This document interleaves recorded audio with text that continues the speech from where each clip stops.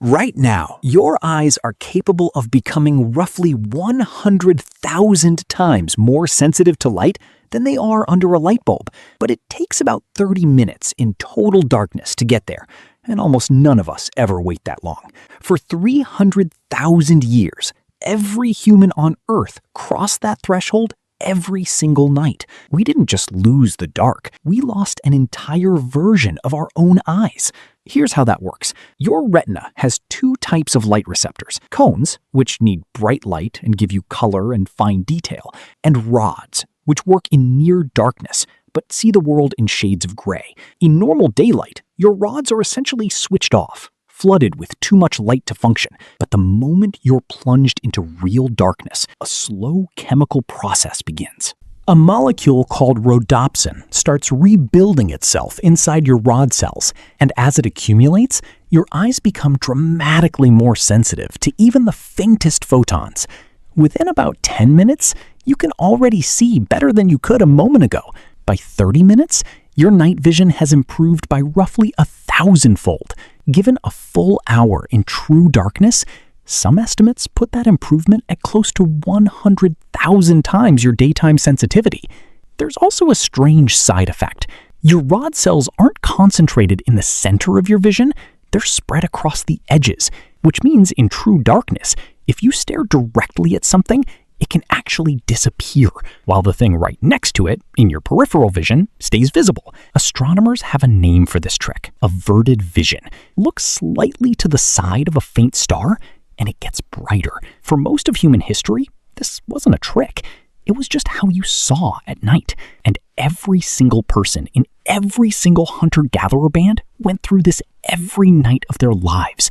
Sit by a fire as it burns down, and your eyes begin the slow climb toward that 100,000-fold sensitivity, recalibrating to a world that's about to go almost completely black. Today, that climb almost never finishes. A phone screen, a hallway light, a street lamp through a curtain. Any of these resets the process back to the start. Most modern humans haven't experienced full dark adaptation in years, maybe ever. But here's the part that should make you a little uneasy. Even at 100,000 times more sensitive, human night vision is still nowhere close to what's actually hunting you in the dark. Cats, wolves, owls, and most nocturnal predators have a structure behind their retina called the tapetum lucidum, a mirror-like layer that reflects light back through the eye a second time, effectively doubling their chance of catching every photon. It's why their eyes seem to glow in headlights. Humans don't have this, never have. Our ancestors, even at full dark adaptation, were seeing a dim, grainy, colorless version of the world, while the things that wanted to eat them were seeing something close to daylight. If vision was the only tool available, the math doesn't work. Something else had to be doing the heavy lifting. That something was sound. When researchers study what happens in the brain the moment visual input drops, the auditory regions don't just stay steady, they ramp up. In studies where sighted people are blindfolded for even a short period, their auditory cortex starts processing sound with noticeably more precision, picking out direction, distance, and texture with a sharpness it doesn't bother with when the eyes are doing most of the work. Your brain treats vision as the default and hearing as the backup. But the moment the lights go out, that priority flips fast. This isn't something you have to learn. It's something that switches on automatically. The same circuitry every human brain still has, whether or not it ever gets used.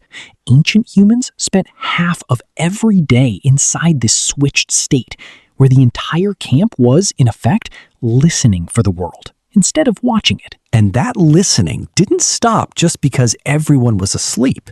In 2017, anthropologist David Samson and colleagues studied sleep patterns among the Hadza, a hunter-gatherer community in Tanzania, using small wearable sensors that tracked exactly when each person was awake or asleep across entire nights. What they found was strange. Not everyone went to sleep at the same time, and not everyone woke up at the same time either. Some people were naturally early sleepers and early risers. Others stayed up later and slept in. When the researchers mapped every person's sleep window across the night, something emerged that no one had planned, no one had assigned, and no one had ever discussed. At almost every single moment of the night, at least one person in the group was awake, not standing guard, not on duty, just naturally, biologically awake. Because that's when their particular body clock said to be awake. The group had built a continuous rotating watch out of nothing but ordinary differences in when people feel sleepy. If you've ever woken up at 3 in the morning for no reason, fully alert, heart steady, and just laying there in the dark while everyone around you slept, you've experienced exactly what some of those Hadza sentinels experienced every single night for hundreds of thousands of years. Your body wasn't malfunctioning. It might have been doing the one job it was built to do, the job that kept an entire group of people safe while they were at their most defenseless. Here's the part that doesn't get talked about. That system depended on two things working together: people's eyes and ears actually reaching that heightened nighttime state, and people's internal clocks staying different enough from each other that someone was always in it. Modern light does damage to both. Artificial light keeps almost everyone's eyes out of true dark adaptation, and it also synchronizes everyone's body clock to roughly the same schedule, the same blue-lit evening, the same melatonin delay, the same bedtime. We didn't just lose the dark. We accidentally flattened the natural diversity in when people are awake, the very diversity that used to mean someone, somewhere, was always keeping watch. So when you wake up at 3 a.m., with your eyes adjusting to the dark and your ears suddenly doing more work than they have all day, that's not a glitch in your sleep. That's 100,000-fold upgrade to your vision and a switch flipped in your hearing, both standing by, both ready, for a job that almost nobody else in the house is awake to share with you. Somewhere in the dark, your ancestors are still on watch. And so, it turns out, are you.